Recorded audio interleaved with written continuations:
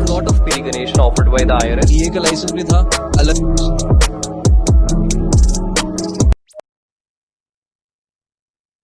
सो hi everyone, ये हमारी पहली क्लास है पार्ट वन की। पार्ट वन मैंने सबको मेंशन किया था ग्रुप में कि आप एक लेक्चर देख के आइएगा इस सेशन में, ताकि आपकी अंडरस्टैंडिंग थोड़ी अच्छे लेवल पे हो। मैं एक्सपेक्ट कर रहा हूँ कि आप सबने वो लेक्चर देखा है या उसका ओवरव्यू लिया है, या तो एक या किसी भी स्पीड पे देख लिया है, कुछ ना कुछ चीजें पता है उसके बारे में। तो बिफोर स्टार्टिंग थोड़ा सा वार्म अप करते हैं। मैं कुछ चीजें डिस्कस करना चाहता हूँ आपके साथ। तो जो आपका पार्ट वन का पहला यूनिट है ना, आपके पहले यूनिट का नाम है फाइलिंग रिक्वायरमेंट्स।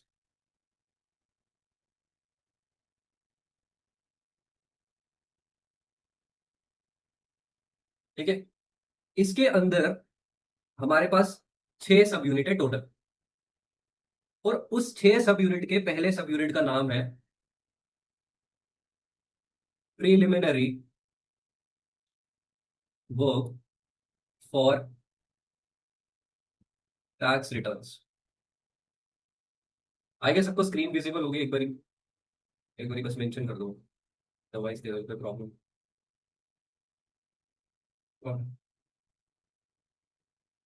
तो इस पर्टिकुलर क्लास में हमने पहला सब यूनिट पढ़ना है अपने पहले यूनिट का, that is preliminary work to prepare tax returns. अब हम तब से तो बात कर रहे हैं कि पार्ट वन मतलब इंडिविजुअल टैक्सेशन, और इंडिविजुअल टैक्सेशन मतलब आईटीआर, जिसका नाम है 1040, है ना। 1040 पे हम पूरे पार्ट वन को घुमा रहे हैं। ठीक है। बट तुम खुद सोचो, अगर इन फ्यूचर तुम लोग टैक्स रिटर्न प्रिपेयरर बनते हो और तुम्हारे पास कोई क्लाइंट आता है, वो तुम्हें बोलता है कि मुझे अपनी आईटीआर बनानी है। ठीक है। तो तुम्हारा पहला रिएक्शन क्या होगा? जो तुम्हारा पहला रिएक्शन होगा वही सब लिखा हुआ है preliminary work for tax returns. Preliminary मतलब पहला इनिशियल स्टेप जो हम लेंगे रिटर्न को बनाने से पहले। अब मैं तुम्हें ना पहले ही बता दूं, जो तुम्हारा यूनिट वन है ना, जिसका पूरा नाम फाइलिंग रिक्वायरमेंट्स है।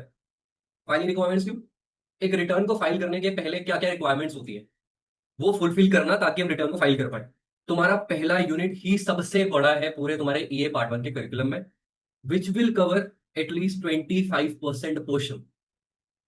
मतलब 25% तो यहीं से आना एग्जाम, यूनिट वन से ये इतना बड़ा है। It will take us also कम से कम 12 क्लासेस इसको खत्म करने में। और अगर तुम्हें ये आ गया तो तुम्हारी एक बहुत अच्छी अंडरस्टैंडिंग बन जाएगी इंडिविजुअल टैक्सेशन को लेकर। अब मैं तुम्हें ना थोड़ा सा स्ट्रक्चर करके बता रहा हूं। इन्होंने तुम्हारे पहले सब यूनिट में ही हर उस चीज के बारे में मेंशन कर दिया है जो तुम्हें पूरे करिकुलम में पढ़ना है।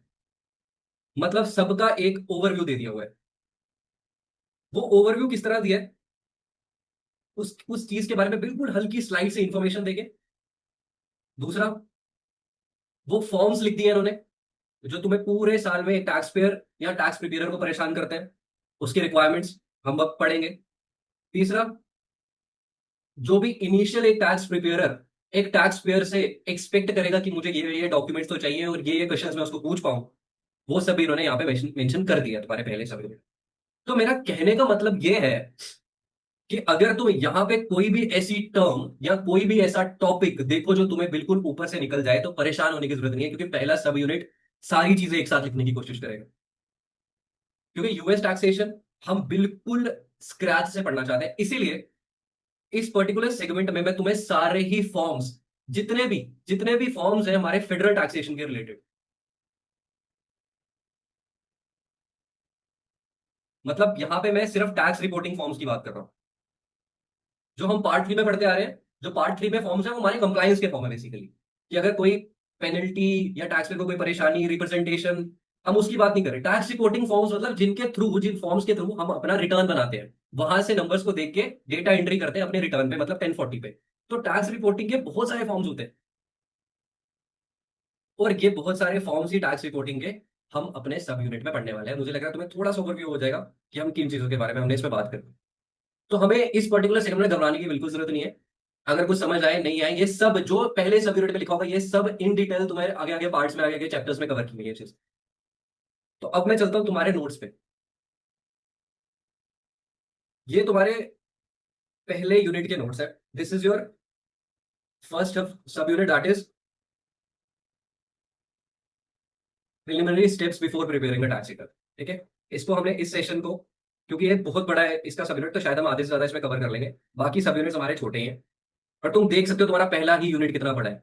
जितना कंटेंट, जितने एग्जांपल्स, तुम्हारे जितने भी रिव्यू प्रोवाइड से ज्यादा ही मटेरियल इसमें है, और इससे ज्यादा तुम्हें कुछ पढ़ने की जरूरत नहीं है, इसके ऊपर पेपर आएगा ही। I have added each and everything जो तुम्हें पढ़ने की जरूरत है। इतने तो क्वेश्चन भी एलिवेशन के जितना मटेरियल तुम्हें मिलेगा। ठीक है, तो अब शुरू करते हैं अपना पहला सब यूनिट फाइनली।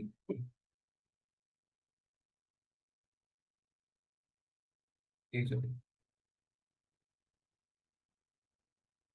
तो अगर हम पढ़े, वो कह रहे हैं preliminary steps before preparing a tax return, मतलब इनिशियल स्टेप्स जो एक टैक्स प्रिपेयर, या अगर टैक्स पेयर अपना खुद का ही रिटर्न बना रहा है उसको क्या क्या लेने चाहिए, तो वो ये कह रहा है। पहले पहले से मतलब इतना तो एक्सपेक्ट कर रहा है, जैसे अगर कोई इंसान रिटर्न बना रहा है तो उसको ये चीजें तो पता ही हो कि क्या होने वाला है, क्या कैसे कैसे चीजें होंगी। ठीक है, कोई प्रॉब्लम नहीं है। पहला अगर हम पढ़े, वो कह रहे हैं review of prior year return. सबसे इंपॉर्टेंट चीज, सब कुछ भूल जाओ। अगर तुम एक टैक्स रिटर्न बना रहे हो ना, लेट्स सपोज 2025 में जॉन एक इंडिविजुअल है, एक टैक्स पेयर है। ये जॉन आता है किसके पास? लेट्स सपोज पीटर के पास। पीटर एक टैक्स प्रो है, मतलब लेट्स सपोज ये है, और जॉन कहता है इसको कि मेरा टैक्स रिटर्न बना दे। ऑलराइट, पीटर का पहला काम क्या होगा? पीटर इसको बोलेगा अपना 2024 का रिटर्न लेके आओ पहले। क्यों? क्योंकि पीटर कहता है मुझे तुम्हारा 2024 का रिटर्न चेक करना है, क्योंकि मुझे कंपेयर करना है इन दोनों रिटर्न्स को। पर ऐसा क्यों बोल रहे हो? ऐसा इसीलिए बोल रहे हैं कि पुराने रिटर्न में कुछ चीजें थी जो करंट ईयर रिटर्न को इफेक्ट कर सकती हैं, उसको हम पहले चेक कर ले और फिर रिटर्न बनाए, और ये पॉसिबिलिटी है। अगर तो भाई पहली बार ही किसी को रिटर्न फाइल करने की नौबत आ रही है तो तुम पुराना रिटर्न कहां से लाओ? बट यूजुअली पहला स्टेप तो ये होना चाहिए टैक्स रिटर्न प्रिपेयर, कि तुम्हें अगर रिटर्न बनाना है तो पहले क्लाइंट का पुराने साल का रिटर्न बनाओ। पहला डॉक्यूमेंट तो उसका रिटर्न ही, वो क्यों है कैसे है सब सीखने को मिलेगा। तो उसने क्या बोला? Looking at the last year return is a smart first step. Comparing last year numbers with this year helps you catch a big calculation errors, notice large changes in income deductions or credits, identify special situations from the last year that might still apply, such as retirement income, selling your main home, itemized deduction, certain special taxes. अब वो क्या बोलने की कोशिश कर रहा है कि पहले सबसे स्मार्ट मूव तो ये है कि तुम उसका पुराना रिटर्न मंगवा लो। ठीक है, उसको कंपेयर करो और एक बार नंबर्स को मैच करो। क्यों? इसकी सबसे अच्छी एग्जांपल है, लेट सपोज तुमने पिछले साल, अगर तुम्हें फाइलिंग स्टेटस पिछला थोड़ा सा देखा होगा, तो फाइलिंग स्टेटस कुछ एक इंडिविजुअल को यूएस में मिलते हैं, जिसमें सिंगल, मैरिड फाइलिंग, जॉइंटली, मैं बार बार डिस्कस करता हूँ अपनी क्लासेस में head of the house hold होगा। लेट सपोज पिछले साल वो सिंगल था और उसने जो स्टेटस दिया था वो सिंगल लिया था, सिंगल रह के अपना रिटर्न बनाया था। इस साल क्या होता है, उसकी शादी नहीं हो सकती, उसके लाइफ स्टाइल में चेंजेस नहीं आ सकते। तो इस साल वो स्टेटस दे रहा है मैरिड फाइलिंग, जॉइंटली का। तो पर पहले पिछले साल रिटर्न में देखना पड़ा कि इस साल से इस साल में ये चेंज आया, कंपेयर करने के लिए। इसी तरह अगर तुम्हारी पिछले साल कोई रिटायरमेंट इनकम नहीं थी बट इस साल शुरू हो गई, तुम 65 प्लस हो गए, पिछला रिटर्न 64 का था जो 64 की एज पे बनाया था, अब तुम 64 प्लस मतलब 65 के ऊपर चले गए, तुम रिटायर हो चुके हो। अब तुम्हारी जो रिटायरमेंट इनकम आएगी उस इनकम पे थोड़े अलग टैक्स रूल्स हैं। तो ये देखना पड़ेगा क्या टैक्स पेयर की एज तो नहीं बढ़ गई है जिससे कुछ टैक्स रूल्स अलग हो गए। सेलिंग योर मेन होम, क्या पता तुमने पिछले साल अपना कोई घर बेचा और उस घर बेचने के जो कंप्लाइंस है बेसिकली उसकी टैक्स रिपोर्टिंग इस साल होनी है, there is a possibility. But तुम्हें पता चल जाएगा सेल्स पिछले साल रिपोर्ट हुई है बट गेन इस साल होना है, कुछ केस सिनेरियो में ऐसा हो सकता है। वो कैसे होगा, क्यों होगा, आगे सब पढ़ेंगे जब इनके यूनिट्स आएंगे। इन हर चीज के हर टॉपिक के यूनिट्स आए। Then there is itemize reduction. ये तो बिल्कुल ही कॉमन है, मैंने बोला आइटमाइज रिडक्शन, अगर तुमने मेरी लास्ट क्लास जो मैं बोल रहा था देखिए आना, लिस्ट ऑफ एक्सपेंडिचर होते हैं। पिछले साल लिस्ट ऑफ एक्सपेंडिचर अलग था, इस साल चेंज हो गया। पिछले साल जब मैंने लिस्ट ऑफ एक्सपेंडिचर को क्लब किया अपने साल के जो भी मेरे पर्सनल खर्चे थे, ये हम इसको इन डिटेल पढ़ेंगे, बट उनका टोटल निकला 400। इस साल 400 इस टाइम मैंने क्लब किए अपने डिडक्शंस, अपने एक्सपेंसेस, तो उसका टोटल निकला 500। तो कंपेयर किया पिछले रिटर्न से, इस बार मैंने ज्यादा आइटमाइज रिडक्शन लिए। और भी कुछ सर्टन स्पेशल टैक्सेस हो सकते हैं जो पिछले साल नहीं थे या इस साल हो रहे हैं, या पिछले साल थे इस साल नहीं हो रहे। तो ये सब कैसे पता चलेगा हमें कंपेयर करके? बस एक ओवरव्यू है। अब उसकी एक एग्जांपल जो मैंने डिस्कस किया, यूजुअली जो तुम्हारे पेपर में यही एग्जांपल पूछता है, इसलिए मैं उसको यहाँ पे मेंशन करके लाया हूं जिससे तुम्हें ऑलरेडी और क्लैरिटी आ जाए। अब वो कह रहे हैं premium tax credit repayment. If the last year 1040 shows that you had to repay part of the premium tax credit, a preparer should ask. अब उसने पहले तो यहाँ पे लिखा कि प्रिपेयर किस किस तरह के क्वेश्चंस पूछ सकते हैं। अब प्रीमियम टैक्स क्रेडिट क्या होता है, थोड़ा सा इसको अगर डिस्कस करें, what is premium tax credit. US में काफी लोग हेल्थ इंश्योरेंस प्रीमियम लेते हैं, वो तो तुम्हें पता ही होगा हेल्थ इंश्योरेंस प्रीमियम क्या होता है, उसकी पेमेंट करनी पड़ती है मंथली। ठीक है, तो एक टैक्स पेयर है, लेट्स सपोज इसी टैक्स पेयर की अगर मैं बात करूं जिसका नाम था जॉन।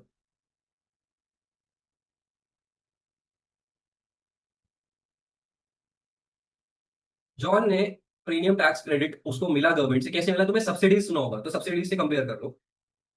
अब जो जॉन है बेसिकली इस, ये जो है, ये लो इनकम अर्नर है, लेट्स सपोज, मतलब तुम्हें ना एक इंटेंशन हमेशा अपने टैक्स लॉ में बना के चलना है कि जो इनकम टैक्स डिपार्टमेंट है वो बेसिकली थोड़ा सा सेल्फिश है, मतलब जो लोग ज्यादा पैसे कमाते हैं उनसे ज्यादा टैक्सेस लेने की कोशिश करता है और जल्दी से जल्दी लेने की कोशिश करता है। एक तो ये चीज सोचो आईआरएस के बारे में। दूसरा ये सोचो कि इतना भी ये बुरा नहीं है अगर किसी की फाइनेंशियल कंडीशन खराब है या कोई कुछ सिचुएशन से गुजर रहा है, जूझ रहा है, उसको कुछ फायदे ना दे टैक्स, इतना भी बुरा नहीं। ठीक है, तो दूसरा तुम्हें ये होता है not that bad for poor people. ठीक है, तो जॉन एक इसी तरह का टैक्स पेयर है, लो इनकम अर्नर है। अगर जॉन को गवर्नमेंट ने वहां पे एक रूल निकाला हुआ है, अगर आप हेल्थ इंश्योरेंस प्रीमियम लेते हो जॉन अपनी हेल्थ के लिए, और प्रीमियम की पेमेंट्स अगर तुम $1500 हर महीने करते हो, तो हम तुम्हें एक डिस्काउंट देंगे। गवर्नमेंट कहती है तुम्हारे बिहाफ पे चलो 500 हम हर महीने पे कर दिया करेंगे, लेट्स सपोज। ठीक है, अब ये हेल्थ इंश्योरेंस प्रीमियम इसने जिस भी बैंक या कंपनी या हेल्थ इंश्योरेंस जिससे भी लिया है, डजेंट मैटर, बट गवर्नमेंट इसके बिहाफ पे 500 पे कर रही है। ठीक है, और इसको इवेंचुअली कितना पे करना पड़ रहा है, 1000 की। तो ये जो प्रीमियम टैक्स क्रेडिट की ये बात कर रहे हैं, ये वो डिस्काउंट है जो गवर्नमेंट इसके बिहाफ पे कर रही है, क्योंकि गवर्नमेंट को क्या लग रहा है कि ये लो इनकम अर्नर है, क्योंकि पिछले साल जब इसकी टैक्स रिटर्न बनी थी तो इसकी कम इनकम। अब क्या होता है कि तुमने सुना होगा कि एस्टिमेटेड बेसिस पे भी टैक्स दिया जाता है ना। एस्टिमेटेड बेसिस पे टैक्स की कैलकुलेशन की जाती है, और पहले ये माना जाता है कि तुम एज अ टैक्स पेयर ये मान के चलते हो कि मेरी पिछले साल अगर इतनी इनकम थी, इस साल भी शायद इतनी इनकम होगी। अगर मेरी $1000 थी तो शायद 1000 की होगी इस बारी। बट उस बेसिस पे तुम्हें गवर्नमेंट बेनिफिट दे रही है, उस बेसिस पे कि गवर्नमेंट ये भी एक्सपेक्ट कर रही है कि हाँ ये लो इनकम अर्नर है। बट लेट्स सपोज जो तुमने एस्टिमेट की थी अपनी इनकम वो ज्यादा थी, दैट वाज 1200। तो गवर्नमेंट ने जो तुम्हें प्रीमियम टैक्स क्रेडिट दिया वो उन्होंने तुम्हें 1000 के बेसिस पे दिया, ना कि 1200 के बेसिस पे। तो 1000 के बेसिस पे तुम्हें फाइव, वो तुम्हारा 500 खुद दे रहे हैं।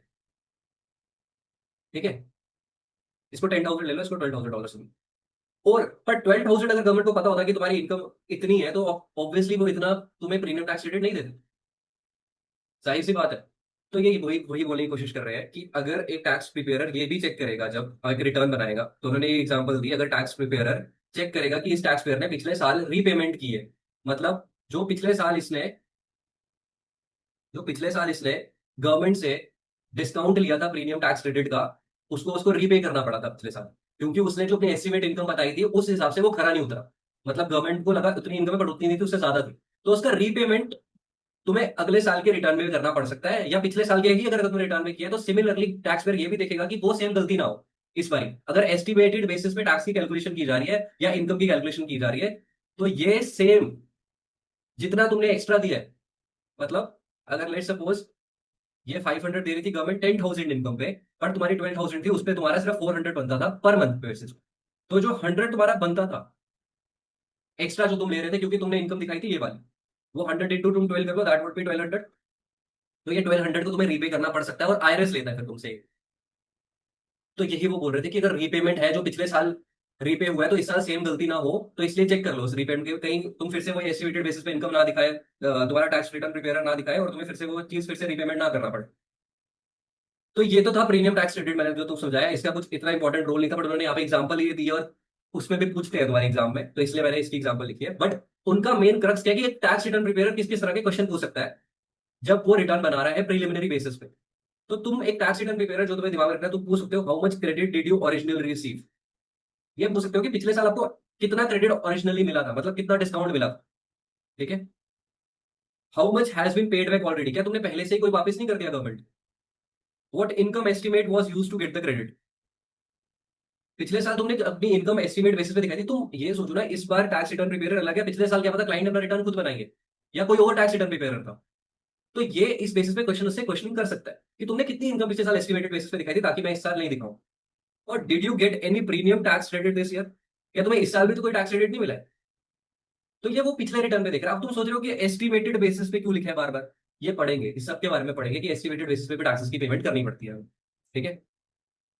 अच्छा, उसके बाद थोड़ी रियल लाइफ एग्जांपल है, तुम पढ़ सकते हो। Imagine you got 3000 premium tax credit last year based on your estimated income. पिछले साल कितना मिला था? 3000 प्रीमियम टैक्स क्रेडिट मिला था, जितनी तुमने उनको एस्टिमेटेड इनकम बताई, गवर्नमेंट ने तुम्हें 3000 प्रीमियम टैक्स क्रेडिट दिया। Later you earned more than expected and had to repay 800। मतलब तुमने जो मैंने चीज बोली 800 वापस करना पड़ा पिछले साल जब हमने रिटर्न फाइल की इवेंचुअली अपनी डेडलाइन में। This year the preparer will check those numbers and make sure same thing does not happen. कहने का बस उनका मतलब यही था कि रिटर्न को चेक करना है और इन चीजों का, ऐसी चीजों का ध्यान रखना है। और ये प्रीमियम टैक्स क्रेडिट तुम्हारे क्रेडिट चैप्टर्स में हम और इन डिटेल पढ़ेंगे, ताकि तुम्हें वहां पे उसकी और क्लैरिटी आए। बट यहाँ पे सिर्फ ओवरव्यू मिल रहा है चीजों का कि क्या क्या हो सकता है। कभी मैंने तुम्हें पहले ही इसके बारे में वार्न कर दिया। उसके बाद वो कह रहे हैं review of past IRS communications. पहले तो तुम टैक्स पेयर को ये भी पूछो, एनी आईआरएस नोटिस और latest from the previous year can reveal. क्या ऐसा तो नहीं है पिछले साल जब तुमने रिटर्न बनाई थी तो तुम्हें आईआरएस से कोई नोटिस आया था? और वो नोटिस किसके लिए आ सकते हैं, ये थोड़ा सा पार्ट में पढ़ रहे हैं इसके बारे में कि audit issues that still needs fixing. मतलब कोई ऑडिट आईआरएस ने किया था और बोला था कि आपने ये अपनी फ्रीलांसिंग की 5000 इनकम रिपोर्ट नहीं करी है पिछले साल के रिटर्न में, उसके लिए आईआरएस ने एक नोटिस भेजा होगा। तो वो सेम चीज हम इस साल भी ना करें, पहले हम देख लें इन चीजों के बारे में और उसको पूछ लें कोई नोटिस तो नहीं आया आईआरएस से आपको, किसके ऑडिट इश्यूज के related. Past changes that still impact this year taxes. यार पास्ट चेंजेस में वही तुम लाइफ टाइम एग्जांपल ले लो कि पिछले साल सिंगल था, इस साल head of the house hold है, उसका स्टेटस वो उसके लिए एलिजिबल हो गया। कैसे हो गया वो सब पढ़ेंगे, each and everything will be covered. उसके बाद वो कह रहे हैं rules you must still follow because of prior IRS decisions. फिर आईआरएस ने पिछले साल डिसीजन दिया कि इस तरह की डिडक्शन तुम नहीं ले सकते कभी भी, वो फॉलो तुम्हें करनी है हमेशा के लिए जब तक तुम रिटर्न फाइल कर रहे हो। तो उसको तुमने कंटिन्यू रखना। तुम्हारे टैक्स रिटर्न प्रिपेयर को तो बताना पड़ेगा ना, आईआरएस ने मुझे ये डिडक्शन लेने के लिए मना किया था, इसका पर्टिकुलर मुझे लेटर आया था। तो ये चीजें रिव्यू करनी पड़ती है टैक्स प्रिपेयर को जब वो पहली बार रिटर्न फाइल कर रहा है, पुराने कंपेयर करके, पुराने रिटर्न से कंपेयर कर। रियल लाइफ एग्जांपल डाली हुई है मैंने। If the IRS send you a letter last year about unreported freelance income, ठीक है, ये हमने डिस्कस किया, you will want to make sure this year freelance income is fully reported to avoid repeating the problem. पिछले साल report नहीं करी थी फ्रीलांस इनकम, उसके लिए ऑडिट हुआ और अभी तक मुझे वो फिक्स करनी है चीज। तो इस साल मेरे से वो सेम गलती ना हो, मैं अपने टैक्स रिटर्न प्रिपेयर को बोलूंगा कि भाई पिछले साल की और इस साल की कर दे। और राइट, अब वो कह रहा है collect and verify personal information. अब तुम्हें पर्सनल इन्फॉर्मेशन तो अपनी देनी पड़ेगी ना एक रिटर्न बनाते हो, जो कि सबसे ज्यादा इंपॉर्टेंट है, क्योंकि उसके बेसिस पे भी काफी चीजें डिसाइड हो जाती है। मैं तुम्हें ये चीज हमेशा दिमाग में रखना, depending upon the nature of taxpayer you are, मतलब तुम किस तरह के टैक्स पेयर हो, उस हिसाब से टैक्स रूल्स को यूज किया जाता है। अब वो जो की पर्सनल डिटेल्स है जो तो देनी पड़ेगी तुम्हें हर रिटर्न के साथ, that is your date of birth, age, शादीशुदा होगी नहीं हो, मार्टल स्टेटस के, डिपेंडेंट्स। डिपेंडेंट्स के उन लोगों का नाम भी प्लीज प्रोवाइड कीजिए जो लोग फाइनेंशियली आप पे डिपेंडेंट है। मेनली आपके किड्स हो सकते हैं, और इनको भी इन डिटेल पढ़ना है, इस पे भी पूरा पूरा चैप्टर है, qualifying relative, qualifying widow, each and everything will be covered in your future lectures. अब उसके बाद वो कह रहा है these details help confirm your identity and determine if you qualify for extra deduction at the age of 65 plus. अगर वो तुम्हारी एज देखेगा तो इससे ये पता चल जाएगा टैक्स रिटर्न प्रिपेयर को कि हाँ 67 के हो गए हैं ये अब, और शायद 67 के होने पे आईआरएस ने तुम्हें कुछ बेनिफिट्स दिए हैं, क्योंकि तुम्हें बुढ़ापा आ रहा है as a taxpayer, IRS कुछ बेनिफिट्स तुम्हें देना चाहता है टैक्स में। तो ये चीज कैसे क्लैरिफाई होगी जब तुम अपनी एज प्रोवाइड करोगे, तो वो यही चीज कर रहा है, ये डिटेल से कुछ हेल्प होगी शायद टैक्स पेयर।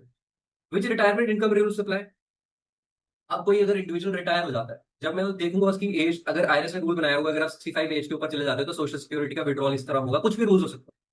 तो रिटायरमेंट इनकम पे किस तरह के रूल्स अप्लाई होंगे वो भी कैसे पता चलेगा, जब मैं किसी की एज देखूंगा या डेट ऑफ बर्थ चेक करूंगा कि हाँ अब तो ये रिटायर हो गया है, शायद नाउ मैं बोले रूल्स को यूज कर सकता हूँ टैक्समैन के लिए जो ये पहले नहीं यूज कर रहे थे रिटायर होने से पहले।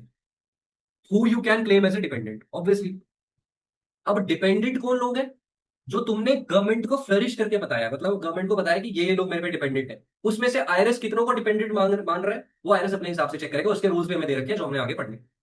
मतलब तुमने दिखाया कि मेरे एक एक मेरा चाइल्ड है, ठीक है, और एक मेरा पेरेंट है, एक मेरी मॉम है, और तुमने दिखाया एक मेरा क्वालिफाइंग रिलेटिव भी है, ये तीन लोग मेरे पे डिपेंडेंट है। मतलब फाइनेंशियली अगर मैं इनको सपोर्ट ना करूं तो ये अपना लाइफस्टाइल नहीं जी पाएंगे, ये अपना खर्चा ही नहीं चला पाएंगे इन लोग।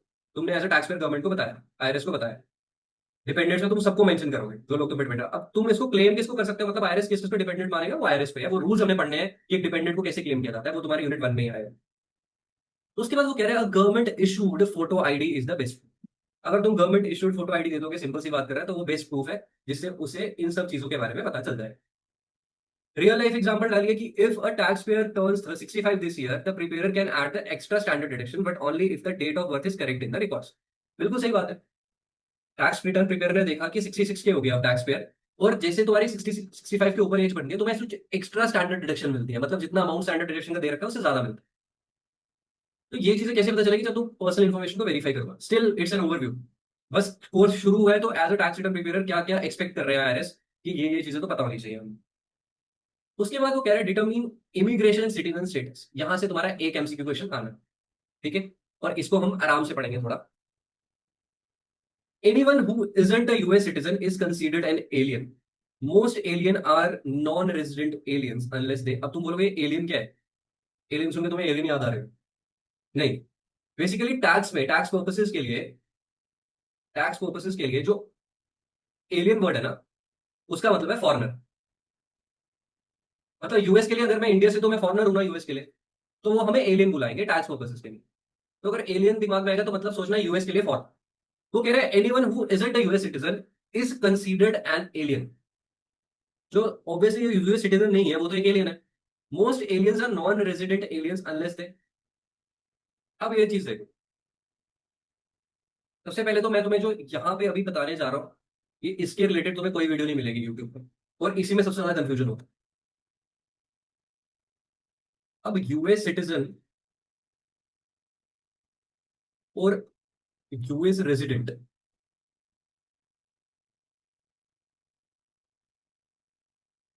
क्या इसमें कोई फर्क है? अगर क्लास में किसी को पता है कि इन दोनों में क्या फर्क है तो अपना हैंड रेस करे, मैं सुनना चाहूंगा।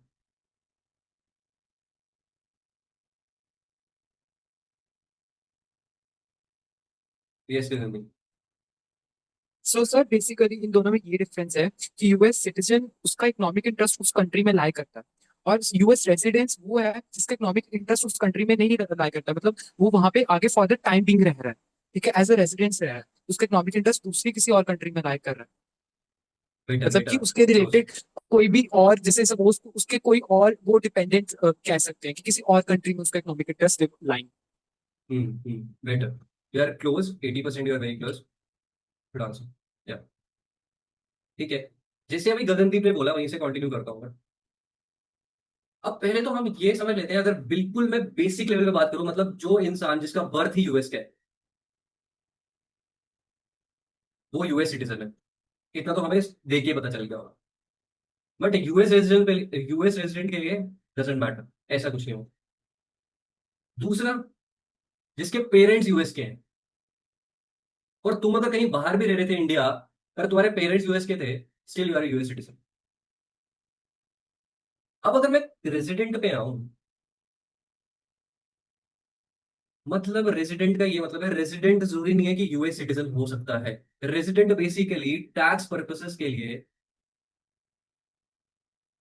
एक रेजिडेंट को, अगर कोई यूएस रेजिडेंट है उसको टैक्स पर्पसेस के लिए यूएस सिटीजन की तरह समझा जाता है, बट वो यूएस सिटीजन नहीं है। मतलब उस पे रूल्स यूएस सिटीजन के लगेंगे सिर्फ टैक्स पर्पसेस के लिए।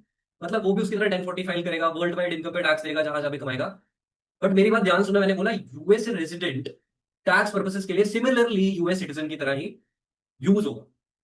और एक यूएस सिटीजन कैसे बना जाता है, लेट सपोज मैं इमिग्रेट होके चला जाता हूँ यूएस, और वहां पे दो चीजें होती है, एक होता है ग्रीन कार्ड,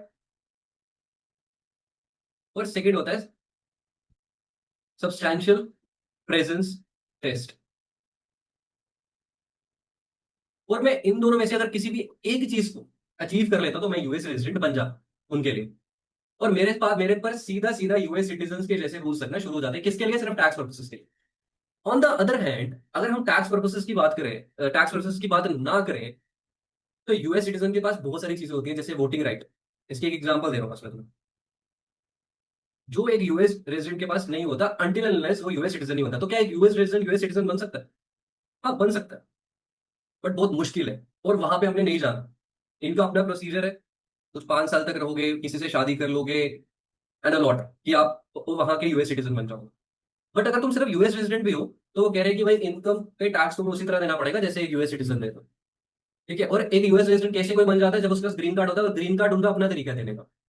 वो देख लेते हैं कि हाँ इसको ग्रीन कार्ड इशू कर सकते हैं, और ग्रीन कार्ड इशू करने पे उसको यूएस रेजिडेंट बना दिया जाता है, या सब्सटेंशियल प्रेजेंट टेस्ट। और इस सब्सटेंशियल प्रेजेंट टेस्ट को हमने और इन डिटेल पढ़ना है। मतलब वो देखते हैं कि कुछ पर्टिकुलर टाइम ड्यूरेशन के लिए ये काफी देर तक यूएस में था, प्रेजेंट था फिजिकली, तो उसको सब्सटेंशियल प्रेजेंट टेस्ट की कैटेगरी में डाल के उसको यूएस रेजिडेंट ट्रीट करने लग जाते हैं, और बोलते हैं कि आपको भी यूएस सिटीजन की तरह टैक्स देना पड़ेगा। आई गेस चीजें क्लियर होगी होंगी थोड़ी बहुत। और तुम्हें जब तुम काम करने जाओगे तुम्हें एक चीज में बड़ी कंफ्यूजन होगी, सोशल सिक्योरिटी नंबर पे। ये सोशल सिक्योरिटी नंबर एक यूएस सिटीजन को दिया जाता है बेसिकली। क्यों? हर यूएस सिटीजन को सोशल सिक्योरिटी नंबर दिया जाता है ताकि जब भी वो रिटायर हो जाए वो कुछ बेनिफिट्स उठा पाए। और उस नंबर को काफी कॉन्फिडेंशियल नंबर माना जाता है यूएस में, एसएसएन। मतलब अगर किसी के पास एसएसएन है ना, तो तुम्हारे दिमाग में आना चाहिए कि ये इंसान यूएस रेजिडेंट तो है ही है, यूएस सिटीजन का भी नहीं पता। बट अगर कोई यूएस रेजिडेंट नहीं है और उसके पास एसएसएन है तो मतलब वो यूएस सिटीजन है फिर। ठीक है, तो एसएसएन वो दोनों के पास सकता है, अगर यूएस रेजिडेंट भी अप्लाई कर सकता है एसएसएन के लिए। बट इवेंचुअली किसी भी नॉन रेजिडेंट के पास कभी एसएसएन नहीं हो सकता। अगर तुमने देख लिया कि किसी के पास एसएसएन को छोड़ के आईटीआईएन है, तो मतलब शायद वो नॉन रेजिडेंट या यूएस रेजिडेंट ही है, उसके पर उसने एसएसएन नहीं ले रखा, बट वो सिटीजन तो नहीं है, मेरे को इतना पता चल गया। तो आईटीएन एक तरह से ऑल्टरनेटिव है एसएसएन का, किन लोगों के लिए, मेनली नॉन रेजिडेंट के लिए और रेजिडेंट के लिए भी। बट रेजिडेंट को मिल जाता है एसएसएन, बट अगर वो नहीं लेना चाहे वो उसकी अपनी मर्जी है। सुनना मेरे वर्ड्स को, मैंने क्या बोला। तो अब उन चीजों को पढ़ते हैं एक बार। Anyone who isn't a US citizen is considered an alien. Most alien are non-resident unless they, पहले तो उन्होंने बोला कि जो यूएस सिटीजन नहीं है वो मतलब बाहर का बंदा है, मतलब फॉरेनर है। और ज्यादातर वो फॉरेनर रेजिडेंट नहीं है जब तक उनके पास ग्रीन कार्ड नहीं आता। मतलब अगर मेरे पास ग्रीन कार्ड आ गया तो मैं जो एलियन हूं मैं रेजिडेंट एलियन बन गया। ठीक है, और ग्रीन कार्ड आने पे बन गया, या मैंने अगर सब्सटेंशियल प्रेजेंस टेस्ट को मीट कर लिया। वो टेस्ट क्या है, किस तरह कैलकुलेशन उसका होता है, वो हम आगे बढ़ेंगे। बट यहाँ पे सिर्फ ओवरव्यू बोल रहा है। वो कह रहे हैं sometimes a taxpayer can choose to be treated as a US resident for a part of a year, which is known as dual status alien, usually in the year they move in or out of the US. कितनी सही चीज उसने लिखी है, इसको एक example से समझ लेता है। लेट्स सपोज मैं एग्जांपल लेता हूं गगन की। ठीक है, गगन जाता है यूएस 1 जुलाई को 2025 को। इसके पहले का टाइम गगन ने अपने इंडिया में ही स्पेंड किया। ठीक है, यहाँ पे गगन आया और गगन को ग्रीन कार्ड मिल गया। पर ग्रीन कार्ड के लिए तो उनका अपना तरीका है, उनको किस तरह ग्रीन कार्ड देना है, कोई भी रीजन हो सकता है। मतलब गगन को अगर ग्रीन कार्ड मिल गया तो 1 जुलाई के बाद से 31 जुलाई तक, 31 दिसंबर तक गगन तो रेजिडेंट बन गया ना, रेजिडेंट एलियन। पर पहले, उसके पहले वो इंडिया में था, तब वो नॉन रेजिडेंट था। तो इस बेसिस पे अगर इसके अगले साल इस पूरे अगर हम ईयर को खोल के देखें तो गगन के पास तो दोनों स्टेटस है, डुअल भी है, सॉरी डुअल स्टेटस है, नॉन रेजिडेंट भी और रेजिडेंट है। और तुम्हें पता है जो रेजिडेंट होते हैं ना उनको मैंने क्या बोला कि यूएस सिटीजन की तरह टैक्स लूट सकते हैं उनपे। और यूएस सिटीजन को वर्ल्ड वाइड इनकम पे टैक्स देना पड़ता है, मतलब दुनिया के किसी भी कोने से इनकम कमाएंगे तो रिपोर्ट तो करनी पड़ेगी टैक्स रिटर्न पे। बट नॉन रेजिडेंट के लिए ऐसा नहीं होता, अगर यूएस के सोर्स से इनकम कमाओगे तो ही रिपोर्ट करनी है। बट जब गगन यहाँ पे रेजिडेंट बन गया, तो अगर गगन यहाँ पे रह के कुछ इनकम इंडिया से अभी भी कमा रहा है तो उसको वो भी रिपोर्ट करनी है, और यूएस में रह के भी कमा रहा है तो वो भी रिपोर्ट करनी है। तो तुम देख रहे हो टैक्स पर्पसेस के लिए दो अलग अलग चीजें हो रही है। तो मतलब इसका कहने का मतलब है कि इस पीरियड के लिए कुछ अलग टैक्स यूज कर सकते हैं गगन के लिए, और पहले जो इंडिया के जो पीरियड था उसके लिए कुछ अलग टैक्स यूज हो सकते हैं। तो इसको इसलिए कैटेगरी बना दिए डुअल स्टेटस एलियन। ठीक है, आगे चलते हैं। वो कह रहा है non US citizen generally can't get a social security number. ये हमने बोला था नॉन यूएस सिटीजन को तो मिलेगा ही नहीं सोशल सिक्योरिटी नंबर, है ना। If they need a taxpayer ID but aren't eligible for an SSN they must get an ITIN. मैंने क्या बोला, अगर वो एसएसएन के लिए एलिजिबल नहीं है तो उनको आईटीएन मिल सकता है, which is known as individual taxpayer identification number. क्यों? यार क्या पता तुम नहीं रहते यूएस में, पर तुम इनकम कमाते हो यूएस उसको यूज करके, और तुम्हें वहां के रिटर्न को फाइल करना पड़ता है, टैक्स पे करना पड़ता है यूएस गवर्नमेंट को। तो कोई नंबर तो होना चाहिए। तो इसलिए तुम्हें एसएसएन तो नहीं मिल पा रहा, पर वो आईटीएन तुम्हें दे रहे हैं, which is for tax purposes only and doesn't effect immigration status. सिर्फ टैक्स पर्पसेस के लिए, इससे कोई फर्क नहीं पड़ता तुम यूएस सिटीजन हो या रेजिडेंट हो, क्या हो, आईटीएन मिल गया तो टैक्स रिटर्न बन दो भाई, उनको तो पैसे से मतलब है। अब वो कह रहे हैं real life example. A person who moves from Canada to US in July may be a dual status alien for that year. ठीक है, अगर कोई कनाडा से यूएस जाता है जुलाई में, तो वो मैंने बोला पहले, उसके पहले तो वो कनाडा रह रहा था, उसके बाद वो वहां पे उसको डुअल स्टेटस मिल गया, लेट्स सपोज उसको मिल गया ग्रीन कार्ड, तो उसका डुअल स्टेटस हो गया, वही एग्जांपल कर रहा है। They might need ITM if they don't get qualify for SSN. ठीक है, अगर रेजिडेंट भी बन गया बट एसएसएन के लिए अभी एलिजिबल नहीं हो पा रहा, तो आईटीएन तो उसको मिल ही जाएगा। ओके, उसके बाद वो क्या कह रहा है, कुछ इंपॉर्टेंट चीजें जो तुम्हें पता होनी चाहिए। अब ये वो सारे टैक्स रिपोर्टिंग फॉर्म्स हैं। अब मैं तुम्हें ना एक चीज तुम्हारे साथ और डिस्कस करना चाहता हूँ। यार देखो, जो 1040 फॉर्म है ना, ये तो आईटीआर है, और आईटीआर की डेफिनेशन क्या होती है? Income tax return, right? ये एक तरह से तुम लगा लो समरी है पूरी साल की एक टैक्स पेयर की, कि उसने कहां कहां से पेमेंट्स को रिसीव किया है, वो सारा उसका एंड अमाउंट कैलकुलेट करके यहाँ पे उसके हिसाब से दिखा दिया जाए, और यहाँ पे टैक्स कैलकुलेट कर दिया जाए कि कितना टैक्स पे करना है, और कोई रिफंड बनता है तो रिफंड को कैलकुलेट कर दिया जाए। बट इसके पीछे भी बहुत सारी स्टोरी छिपी है। इसके पीछे काफी सारे शेड्यूल्स अटैच होते हैं एक तो, ठीक है, और कुछ सब फॉर्म्स है। उन सब फॉर्म्स को भी मुझे 1040 के साथ अटैच करना पड़ता है। अगर 1040 के साथ अटैच नहीं भी करना पड़ रहा, स्टिल मेरे को उन फॉर्म्स का यूज पड़ सकता है इंडिविजुअल लेवल पे भी, यस। तो अब मैं वही चीजें तुम्हें बताने वाला हूँ कि वो क्या क्या चीजें हो सकती है, ध्यान से सुनो। अगर तो भाई सिर्फ इनकम टैक्स की बात है, तो मैंने बोला इनकम टैक्स में दो फॉर्म चलते हैं। एक, सॉरी, 1040 फॉर्म चलता है, उसके साथ शेड्यूल सी चलता है। शेड्यूल सी क्या होता है? शेड्यूल सी में लेट्स सपोज, एक छोटी सी एग्जांपल लेते हैं, तुम सैलरी भी अर्न करते हो, प्लस तुम्हारी बिजनेस इनकम भी है, बिजनेस भी है, प्लस तुम फ्रीलांसिंग भी करते हो कुछ। पॉसिबल है ना? और शेड्यूल सी में सिर्फ बिजनेस इनकम, मतलब सेल्फ एम्प्लॉयड इनकम को दिखाया जाता है। बेसिकली वहां पे कैलकुलेट किया जाता है कि तुमने पूरे साल में कितनी सेल्फ एम्प्लॉयड इनकम कमाई, क्या पता कोई कॉन्ट्रैक्ट कर लिए 2-3 साल में, तो वो तो तुम शेड्यूल सी में सब दिखाओगे। सैलरी से कोई लेना देना नहीं है शेड्यूल सी में, सिर्फ सेल्फ एम्प्लॉयमेंट इनकम दिखती है शेड्यूल सी में। ठीक है, पर तुम 1040 में तो सब दिखाओगे ना। 1040 में सैलरी भी दिखाओगे, बिजनेस भी दिखाओगे, फ्रीलांसिंग भी दिखाओगे, उसका सब पूरे समरी दिखाओगे साल। तो यही इनका कहने का मतलब है कि अगर इनकम टैक्स किस पे लगेगा, इनकम टैक्स तो इस इनकम पे भी लगेगा। इनकम टैक्स इस पे फ्लो होके यहाँ पे चला जाएगा, सॉरी, वो अमाउंट जो यहाँ पे आया तुम्हारा सेल्फ एम्प्लॉयड करके, जो तुमने इनकम कमाई, वो इनकम फ्लो होकर 1040 में चला जाएगी, और 1040 में तुम कैलकुलेटेड बेसिस पे सब पे टैक्स दोगे, जितने जितने तुम्हें इनकम कमाई है, जितने जितने सोर्सेस। तो उसकी डेडलाइन बता रहे हैं। इन दोनों की डेडलाइन क्या है? 15th day of the fourth month after the tax year ends. मुझे नहीं लग रहा है इसको एक्सप्लेन करने की जरूरत है, बट स्टिल कर लेते हैं। अगर कोई भी टैक्स पेयर इनकम अर्न कर रहा है कैलेंडर ईयर बेसिस पे, लेट सपोज 1 जन से लेके 31 दिसंबर तक, तो उसको टैक्स पे करना कब पड़ेगा? कब उसके टैक्स का असेसमेंट होगा? जैसे इंडिया में असेसमेंट ईयर बोलते हैं ना, कि किस ईयर में टैक्स का असेसमेंट हो रहा है, प्रीवियस ईयर का होता है जैसे।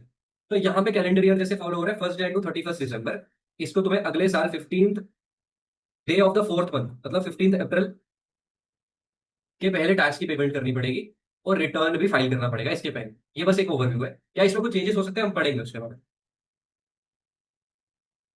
तो इन्होंने सबकी डेडलाइंस तुम्हें यहाँ पे बता दी है, ताकि तुम्हें इसका आइडिया हो जाए जितने जितने डिफरेंट फॉर्म्स हो। अब वो कह रहे हैं सेल्फ एम्प्लॉयमेंट टैक्स। अब सुनने, मैंने तुम्हें क्या बोला, इस शेड्यूल सी में तो तुम अपनी सेल्फ एम्प्लॉयमेंट इनकम को कैलकुलेट करोगे, और उस इनकम पे कैलकुलेट करके जितना भी टैक्स बन रहा है, जितना भी टैक्स बन रहा है, उसके लिए एक अलग से फॉर्म होता है जिसमें सिर्फ टैक्स दिखाना है। That is known of schedule S ई। इसको भी तुमने 1040 के साथ अटैच करना होगा, और इसकी भी डेडलाइन सेम है। तो हमें कितनी चीजें पता चल गई कि 1040, schedule C, schedule S E. Schedule S E पे सिर्फ टैक्स की लाइबिलिटी दिखाई जा रही है, और उसमें भी कुछ चेंजेस हो सकते हैं, तुम्हें कितने पे करनी है, कितनी नहीं पे करनी है, क्या पता तुम्हें एस्टिमेटेड बेसिस पे कुछ पे हो चुकी है पहले, इसलिए वहां पे अलग से देखा जाता है। यहाँ पे सिर्फ टैक्स की बात देखी जा रही है, यहाँ पे तो इनकम कैलकुलेट हो रही है शेड्यूल सी में। तो कंफ्यूज मत करना शेड्यूल एस सी और शेड्यूल सी। और डेडलाइन दोनों की सेम है, ऊपर वाले की, नीचे वाले की। उसके बाद वो कह रहा है एस्टिमेटेड टैक्स। मैंने तुम्हें बोला कि एस्टिमेटेड बेसिस पे भी टैक्स पे करना पड़ता है। कभी कभार क्या होता है, गवर्नमेंट कहती है यार हमें, तुम इस तरह के टैक्स पे हो, हमें तो पता ही है तुम्हारा हर साल इतना ही टैक्स पे बनता है, तुम्हारा पिछले साल भी $1200 टैक्स बना था, इस साल भी उतना ही बनेगा, क्योंकि तुम्हारी ज्यादा इनकम सोर्सेज तो नहीं है, वही इनकम सोर्सेज, और तुम्हारी इनकम थोड़ी फिक्स रहती है। तो तुम क्या करो, एस्टिमेटेड बेसिस पे टैक्स पे कर दिया करो। इससे क्या होगा कि तुम लास्ट में तुम्हें बड़ा अमाउंट नहीं पे करना पड़ेगा, और तुम पूरे साल कुछ कुछ पे करते रहो, मतलब इंस्टॉलमेंट बेसिस पे तुम टैक्स पे करो। जैसे तुम लोग इंस्टॉलमेंट बेसिस पे फीस दे रहे हो, वैसे इंस्टॉलमेंट बेसिस पे आईआरएस को तुम टैक्स पे कर सकते हो। तो ये $12 को गवर्नमेंट कहती है कि तुम 4 हिस्सों में डिवाइड कर लो और 4 हिस्सों में डिवाइड करके क्वार्टरली हमें पे कर दिया करो। और उसकी उन्होंने डेट्स लिख रखी। क्या? 15th day of the fourth month, six month, मतलब ये कौन सा है? अगर हम कैलेंडर ईयर फॉलो कर रहे हैं तो ये अप्रैल, जून, जुलाई, अगस्त, सितंबर, और उसके बाद तुम्हारा फर्स्ट मंथ अगले साल, मतलब जनवरी। इसके पहले तुम टैक्स की पेमेंट कर दो क्वार्टरली बेसिस पे, उसको डिवाइड करके जितना तुमने एस्टिमेटेड बेसिस पे बनाया है। इसको इन डिटेल बहुत पढ़ना है हमने एस्टिमेटेड टैक्स को, तो कंफ्यूज मत होना, मैं इसलिए तुम्हें स्टार्टिंग में बोल रहा हूँ, सब पढ़ना है हमने, हर चीज पे एक एक चैप्टर है। तो मतलब वो कौन सा फॉर्म है जो फाइल करना पड़ेगा उस टाइम? Form 1040 ES। अगर तुमने पूरे साल में एस्टिमेटेड बेसिस पे टैक्स का पेमेंट किया है, तो तुम लास्ट में जो अपना रिटर्न बनाओगे तो तुम 1040 फॉर्म 1040 ES को, ES एक रिटर्न देखो एक ही फाइल हो रहा है, वो पेमेंट की यहाँ पे बात हो रही है कि यहाँ पे पेमेंट कर दिया तुमने इन डेट्स के पहले क्वार्टरली। फॉर्म तो तुम एक ही बनाओगे 1040 ES करके। तो 1040 जो सेग्रीगेशन होता है वो इस तरह के होते हैं। तो 1040 ES तुम अपना रिटर्न बना के भेज दोगे गवर्नमेंट को, फाइल कर दो। उसके बाद वो कह रहा है social security and Medicare, income tax withholding, इस पे भी पूरा पूरा चैप्टर है। अब social security, Medicare, income tax withholding क्या है, इसको थोड़ा सा ऐसे ओवरव्यू इसका ले लेते हैं। एक कंपनी इमेजिन करते हैं, एम्प्लॉयर है, ये एम्प्लॉय है, ये तुम्हारी ऑर्गेनाइजेशन है, ये IRS है।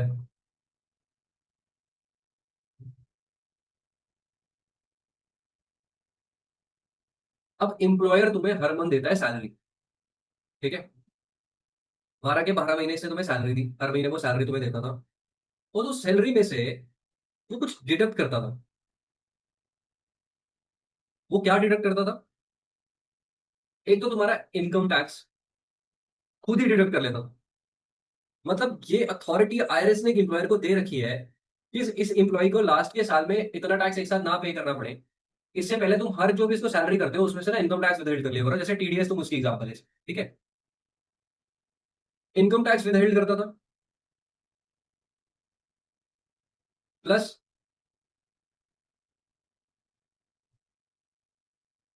सोशल सिक्योरिटी टैक्स भी विदहेल्ड करता था। क्या डिडक्ट करता था वो उसके पेचेक से? एक तो सोशल सिक्योरिटी, एक इनकम टैक्स, ठीक है? मतलब पहले ही उसके पेचेक से जो उसको सैलरी मिली काट लेता था उस बेसिस पे, और IRS को डिपॉजिट करते जाता था। कब करता है वो डिपॉजिट? ये भी 4 क्वार्टरली में डिपॉजिट करता है, मतलब हर महीने काटता है पर डिपॉजिट 4 बार ही करता है। मतलब वो अपने हिसाब से कैलकुलेट कर लेते हैं, पर 4 पेमेंट्स करनी पड़ेगा IRS को, उसने पूरे साल में उसका जितना भी काटा। अब ये कुछ दो फॉर्म्स है जो हमने यहाँ पे पढ़े, ये social security, Medicare tax, income tax withholding, ये भी इन डिटेल हम पढ़ेंगे इसके बारे में एक एक चीज। बट तुम्हें बस अभी क्रक समझ आना चाहिए। जो फॉर्म है, एक 941, एक 944। 941 भी फॉर्म किसके लिए यूज होता है? Social security and Medicare tax plus income tax withholding. और 944 भी इसी के लिए यूज होता है, 941 में, 944 में। ये कुछ थ्रेश होल्ड का है यहाँ पे डिफरेंस है कि अगर इतनी थ्रेश होल्ड में काटा होगा किसी का पैसा तो 944 बनना है, अगर इतने में काटा होगा तो 941 बनना है, पर पर्पस दोनों फॉर्म्स का सेम। और ये फॉर्म इंप्लॉयर की रिस्पॉन्सिबिलिटी है, किसको देना? IRS को देना। और उसमें ये बताना कि आपने आपने पूरे 12 महीने उसको सैलरी दी, पर आपने हमें अप्रैल 30 को, जुलाई 31 को, अक्टूबर 31 को और जैन 31 को पेमेंट करना है। इसका जो भी आपने उसका टैक्स काटा है, जो भी आपने उसका इनकम टैक्स विदहेल्ड किया है और सोशल सिक्योरिटी टैक्स विदहेल्ड किया है उसके पेचेक से, आपने हमें 4 हिस्सों में ही करना है। वो आप अपने हिसाब से देख लो। और 941 में हमें पूरा बता देना कि 12 महीने में इतनी इतनी सैलरी दी और इतना इतना टैक्स इसका बनता है, उस हिसाब से हमने आपको ये पहले ही पे कर दिया उसके बिहाफ है। इनडायरेक्टली IRS को मिल रहा है तो एम्प्लॉय का ही टैक्स है वो, बट एम्प्लॉयर उसको डिडक्ट करके दे रहा है खुद ही, ठीक है? अब तुम बोलोगे कि इससे एम्प्लॉयर को क्या होगा? मतलब एम्प्लॉय तो लास्ट में रिटर्न भरेगा अपनी, है ना? तो तुम तो इनकम टैक्स तो पहले ही विदहेल्ड हो गया, ये वाला क्वेश्चन। सोशल सिक्योरिटी को कंफ्यूज मत करना, ये अलग चीज है, ये भी देना पड़ता है, इसके बारे में बात करेंगे। इनकम टैक्स तो पहले ही विदहेल्ड हो गया, तो क्या एम्प्लॉय को अब टैक्स पे करना पड़ेगा? भाई ये तो सिर्फ सैलरी की बात हो रही थी ना, ये तो सिर्फ सैलरी की बात हो रही थी। क्या पता ये एम्प्लॉय कुछ और इनकम भी अर्न करता है। सैलरी वाला तो टैक्स चला गया, लेट सपोज वो भी पूरा नहीं गया, कुछ हिस्सा जाना था, कुछ हिस्सा नहीं जाना था। मतलब यहाँ पे जब वो फाइनल हो तो फाइनेंशियल समरी है ना 1040, उसमें तो एक्चुअल टैक्स पे पता चलेगा कि कितना गवर्नमेंट को देना है, उसको कितना IRS को देना है। सैलरी वाले पोर्शन का चलो टैक्स चला गया, अगर तो वो सिर्फ सैलरी कमाता था और क्या पता उसने टैक्स ज्यादा पे कर दिया, उसके एम्प्लॉयर ने इतना बनता नहीं था, तो एम्प्लॉय अपने रिफंड पे उसको क्लेम कर लेगा। अपने 1040 इसलिए तो बनाना पड़ता है 1040 के दो ही पर्पस होते हैं कि देखने के लिए कि कितना टैक्स अभी बचा है जो आईआरएस को पे करना है, या कितना देना है आईआरएस को भी कुछ नहीं दिया हुआ, या रिफंड क्लेम करना है। मेन रीजन यही है। एक रिटर्न बनाऊंगा तभी तो पता चलेगा ना। थोड़ा सा तुम बार बार लेक्चर को देखोगे तो तुम्हारा इंटेलेक्ट थोड़ा स्ट्रांग होगा इन चीजों के लिए। थोड़ा सा टेक्निकल था ये, बट हाँ, ये चीज तुम्हें फॉलो करनी पड़ेगी अगर तुम्हें उस इंटेंशन से सब्जेक्ट को पढ़ना है। तो अगर मैं W2 एम्प्लॉय की बात करूं, ये W2 क्या है? ये W2 कुछ नहीं है, ये एक एम्प्लॉयर अपने एम्प्लॉय को पूरे साल जो उसने सैलरी काटी है मतलब उसकी सैलरी से जो जो चीजें डिडक्ट की हैं, कितनी सैलरी दी है उसको, कितना पोर्शन उसने गवर्नमेंट का टैक्स को पे कर दिया है गवर्नमेंट को, एक ही W2 उसको Jan 31 के पहले दे दे, मतलब अगले साल। मतलब 1 Jan से 31 Jan 2025, ये दिसंबर है, इसमें पूरी सैलरी जो उसको उसमें मिली एक एम्प्लॉय को, और उस सैलरी में से कितना कितना पोर्शन इनकम टैक्स की फॉर्म में, सोशल सिक्योरिटी टैक्स की फॉर्म में विदहेल्ड हुआ, कटा, वो सारा एम्प्लॉय को भी तो बताओ, एक रिकॉर्ड एम्प्लॉय के पास भी तो रहे। पर वो उसको तुम कब तक दे दो? अगले साल के 31 Jan 2026 तक इसके पास पहुंचा दो। क्योंकि अपना अगर जब ये, क्योंकि ये ऐसा क्यों चाह रहे हैं पहले तुम ये भी सोचेगा। अब ये आईटीआर भरेगा अपना एम्प्लॉय, अपनी आईटीआर तो भरेगा, उसमें उसके पास डेटा तो होना चाहिए ना, कहाँ से रिपोर्ट करेगा अपने आईटीआर में। ये यही W2 फॉर्म अपने टैक्स रिटर्न प्रिपेयर को देगा, अगर वो किसी से रिटर्न बना रहा है तो वो उसको देख के मैच करेगा नंबर, फिर उसका रिटर्न बनाएगा। और ये W2 के रिकॉर्ड्स आईआरएस के पास भी होते हैं। तो इस तरह हमें इन चीजों को समझना है। बार बार इन चीजों के बात में पढ़ते जाओगे खुद ही दिमाग में बैठ जाएगा मैं किन चीजों की बातें कर रहा हूँ। पर इधर मेन फर्स्ट यूनिट में उनका कहने का मतलब क्या है? मेन फर्स्ट यूनिट में तो वो यही बताना चाहेंगे कि डेडलाइंस क्या होती है इन फॉर्म्स की। ये फॉर्म्स लोगों को जिंदगी भर क्लियर नहीं होते, मैं तुम्हें गारंटी से कह रहा हूँ कि किसका क्या पर्पस है और किसकी क्या डेडलाइन है। बट हमने पहले ही लेक्चर में इन चीजों को कवर कर रहे हैं। उसके बाद वो कह रहे W2 तुम्हारा पूरा ये करिकुलम ऐसा नहीं है, ये पहले ही टॉपिक में तुम्हें ये चीजें देखने को मिल रही है ताकि तुम्हें पर्पस पता हो हर फॉर्म का कि क्या क्या चीजें हो सकती है। अब उसके बाद W2 and W3 to SSA। अब एक ये आईआरएस नहीं है, ये एक एडमिनिस्ट्रेशन है, सोशल सिक्योरिटी एडमिनिस्ट्रेशन, इनको भी तुमने W2 देना है। किस ये फॉर्म कौन दे रहा है? W2 और W3 एम्प्लॉयर नहीं दे रहा है, किसको? Social security administration. और W2 एम्प्लॉय को मिला, किसके? एम्प्लॉयर के थ्रू मिला। एंड ये जो 941 944 था ये भी एम्प्लॉयर दे रहा है, पर ये आईआरएस को दे रहा है। तो पर्पस समझो कौन किसको फॉर्म दे रहा है। अब उसके बाद ये सोशल सिक्योरिटी एडमिनिस्ट्रेशन को फॉर्म मिलेगा, मतलब तुमने जो सोशल सिक्योरिटी की कैलकुलेशन भी की है, जैसे हम पढ़ रहे थे इनकम टैक्स, W2 पे मैंने इनकम टैक्स विदहेल्ड की भी इन्फॉर्मेशन डाली है और सोशल सिक्योरिटी टैक्स की इन्फॉर्मेशन डाली है। सोशल सिक्योरिटी टैक्स में पढ़ना है आगे क्या होता है। और ये सोशल सिक्योरिटी एडमिनिस्ट्रेशन को भी जाना चाहिए, ये सेम W2 जो एम्प्लॉयर को मिला, जो एम्प्लॉय को मिला एम्प्लॉयर से, वो सेम सोशल सिक्योरिटी एडमिनिस्ट्रेशन को भी जाना चाहिए। और W3 क्या है? W3 भी बेसिकली देखो, ये मतलब W3 उस ऑर्गेनाइजेशन की पूरी समरी है सारे एम्प्लॉयज की। W2 मतलब एक एम्प्लॉय का एक पर्टिकुलर वन एम्प्लॉय फॉर्म है, मतलब एक एम्प्लॉय को मिलता है। और ये तो वो भेजेगा ही भेजेगा उस एम्प्लॉय का, किसको? SSA को, सोशल सिक्योरिटी एडमिनिस्ट्रेशन को। और साथ में W3 भी भेजेगा, मतलब अपनी ऑर्गेनाइजेशन के सारे एम्प्लॉय, लेट्स सपोज 15 एम्प्लॉय है, 15 एम्प्लॉय की एक ही शीट बनाई है W3, वो किसको भेज रहा है? Social security administration. तो वो कह रहा है दोनों भेज। और उसकी डेडलाइन क्या है? ये चीजें याद होनी चाहिए, पेपर में पूछ सकते हैं, पहले ही बता रहा हूँ, Jan 31। और इसकी भी Jan 31, तो ये तो तुम्हें याद रहेगी। पर पर्पस मुझे लग रहा है समझ आ रहा है हर फॉर्म का। उसके बाद देखिए फ्यूचर टैक्स। अब फ्यूचर टैक्स भी पहली बार सुन रहे हो, इस पे भी एक पूरा चैप्टर है, आप पढ़ेंगे वो भी। इसका कौन सा है? फॉर्म 940। ये ये फ्यूचर टैक्स भी एम्प्लॉयर पे करता है। फ्यूचर टैक्स कौन पे करता है? एम्प्लॉयर पे करता है। अभी क्या होता है मैं इसको बताता हूँ। उसके लिए 940 किसको देता है? आईआरएस को देता है। अब फ्यूचर टैक्स क्या होता है? बेसिकली क्या होता है कि फ्यूचर टैक्स की फुल फॉर्म है फेडरल अनएम्प्लॉयमेंट टैक्स एक्ट, ठीक है? एक सेकेंड। तो फ्यूचर टैक्स का मतलब क्या है? फ्यूचर टैक्स का ये मतलब है,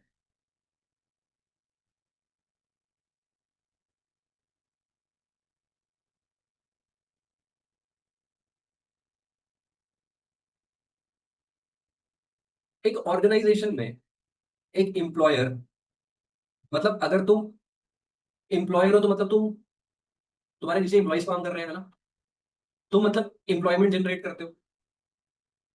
क्या पता मेरी ऑर्गेनाइजेशन में 15 एम्प्लॉय, तो गवर्नमेंट कहती है कि एम्प्लॉयर की ना रिस्पॉन्सिबिलिटी है, अगर उसकी ऑर्गेनाइजेशन में एम्प्लॉइज है और उनको वो कितने वेजेस देता है उस हिसाब से एक टैक्स आईआरएस को देना पड़ेगा एम्प्लॉयर को। मतलब एम्प्लॉय का कोई लेना देना नहीं है फ्यूचर टैक्स के साथ, एम्प्लॉयर का बहुत कुछ लेना देना है। एक एम्प्लॉयर से आईआरएस फ्यूचर टैक्स लेता है, फेडरल अनएम्प्लॉयमेंट टैक्स एक्ट। मतलब ये इन्होंने खुद का एक फंड क्रिएट किया हुआ है, आईआरएस ने एक फंड क्रिएट किया हुआ है जहां पे ये जो भी फ्यूचर टैक्स के थ्रू पैसा आता है उस फंड में डाल देते हैं। अगर कल को क्या पता कोई भी एम्प्लॉय अपनी गलती की, उसने गलती नहीं की कोई, उसकी गलती की कोई वजह नहीं है और उसकी जॉब छूट गई, ठीक है, उसकी जॉब छूट गई उस एम्प्लॉय की, डजेंट मैटर वो इसी ऑर्गेनाइजेशन का है कि नहीं, वो एक फंड बना रहे हैं, अगर कोई एम्प्लॉय की जॉब चली जाती है जबकि उसकी गलती भी नहीं थी, तो उस फंड में से उसको वो कुछ टाइम के लिए सपोर्ट कर पाए, इसीलिए फ्यूचर टैक्स के थ्रू उस फंड को बनाया जाता है, और इन बेचारे एम्प्लॉयर से वो फ्यूचर टैक्स लिया जाता है, और वो किस बेसिस पे उसकी कैलकुलेशन होती है, मतलब कितना पे करना पड़ता है, वो हम पढ़ेंगे आगे। वो depending upon number of employees और वेजेस पे डिपेंड करता है कि कितनी किसकी कितनी वेज है। बट फ्यूचर टैक्स का मतलब यही है कि जो लोग अनएम्प्लॉयमेंट हो जाते हैं बिना उनकी गलती के, पहले वो अचानक से जिसकी जॉब चली, कभी कभी होता है ना ऐसे किसी की जॉब चली जाती है, उसकी कोई गलती नहीं होती, वो कंपनी बंद होगी, लेट्स सपोज ये वाली कंपनी बंद होगी, टेक कंपनी थी, बंद होगी अचानक से, सारे एम्प्लॉइज अनएम्प्लॉयड हो गए, तो गवर्नमेंट ने इस टैक्स के थ्रू ही एक फंड बनाया था जहां से उनको फॉर द टाइम बिंग वो सपोर्ट करेंगे। क्या पता है किसी की पूरी रोजी रोटी एक ऑर्गेनाइजेशन की सैलरी पे डिपेंडेंट, पॉसिबल है, तो इसलिए ये चीजें बनाई हुई है। और फ्यूचर टैक्स भी किसको पे करना पड़ता है, एम्प्लॉयर को पे करना पड़ता है, आईआरएस को, और उसके लिए 940 उसको देना पड़ता है। फॉर्म कौन सा देना पड़ता है, मतलब जिसमें वो रिपोर्टिंग करेगा, लिखेगा कि कितना कितना मेरा बनता है, कैलकुलेशन करेगा, 940 फॉर्म पे करेगा। तो इसकी भी डेडलाइन क्या है, Jan 31। Also quarterly if unpaid liability of $500। ये चीज इतनी इंपॉर्टेंट है, फिर भी दिमाग में ये रख लो, ये है Jan 31 ही है, बट करना एक ही बारी पे फॉर्म फाइल करना पड़ेगा उसको, टैक्स की पेमेंट भी एक बारी करनी पड़ेगी Jan 31 के पहले जितना भी बनता है, बट क्वार्टरली भी पे करना पड़ सकता है। कब, अगर अनपेड लाइबिलिटी $500 पे एक्सीड करती है, लेट्स सपोज, इसका कहने का ये मतलब है कि अगर तुम पहले भी तुम्हारा फ्यूचर टैक्स बन रहा था और वो तुम पे नहीं कर रहे थे, और अभी तक जो तुम्हारी लाइबिलिटी है वो 500 के ऊपर चलेगी, है तो क्वार्टरली पे करना पड़ेगा उस साल में तुम्हें फ्यूचर टैक्स की पेमेंट का। हाँ, लेट्स सपोज मेरी अनपेड टैक्स लाइबिलिटी अभी भी 450 है, तो अभी भी एक साथ ही एक ही बारी पे करना है तुमको, ठीक है। अच्छा, वो कह रहे हैं real life example, if your business has employees you must give them W2 by January 31 so they can file their taxes on time। तो इसने एक एग्जांपल उठा ली, अब हर चीज की एग्जांपल तो मैंने खुद ही तुम्हें बता दी, तो इसने एग्जांपल उठा ली ये वाली, बट W2 जो सबसे ज्यादा इंपॉर्टेंट है, और W2 से तुम्हें एक क्वेश्चन देखने को मिल सकता है अपने पेपर में, उसकी ड्यू डेट का या फॉर्म का पर्पस क्या है वो तुम्हें समझ आ गया होगा। तो पहला तुम्हारा ना बहुत बोरिंग सा है, इसके बाद थोड़ी चीजें चीजें सुनोगे, बट ये जो बोरिंग चैप्टर है ना, ये पूरा बेस बना देता है पूरे पार्ट 1 का, क्योंकि चीजें थोड़ी बहुत समझ आने लगती है। उसके बाद वो कह रहा है इनकम इंफॉर्मेशन रिटर्न, ये कुछ उसने ना चीजें लिखी हुई है कि क्या क्या सोर्सेज से तुम पैसे कमा सकते हो। There can be multiple sources, multiple types of payment जहां से तुम अपनी इनकम को अर्न कर सकते हो, ठीक है। सब मेरे साथ क्लास में हो ना अभी, एक बारी बता दो भाई उधर को, मेंशन कर दो, रात का टाइम है, कोई सो तो नहीं गया क्लास में, हाँ ठीक है सब में,